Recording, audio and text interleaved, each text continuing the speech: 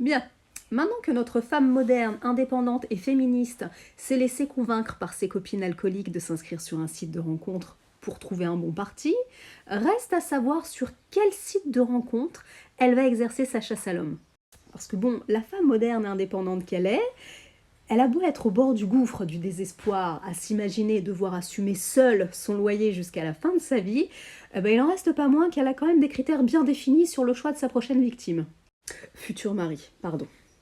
Comme beaucoup d'entre vous le savent, j'imagine, il existe plusieurs types de sites de rencontres selon ce que l'on recherche. J'en ai identifié 3 principaux. En numéro 1, on retrouve le grand classique, le site plan cul, pour les affamés du sexe, simple, rapide, efficace. Ensuite, on a les basiques, sur lesquels tout le monde fait semblant de croire à la quête du grand amour, et sur lesquels on trouve principalement des hommes et des femmes mariés en perte de confiance en eux, et notamment sur leur pouvoir de séduction. Bon, vous l'aurez compris, ils cherchent pas à s'engager pour les 25 prochaines années, Et puis bon, c'est pas qu'ils veulent pas, C'est juste qu'ils peuvent pas. Ils le sont déjà.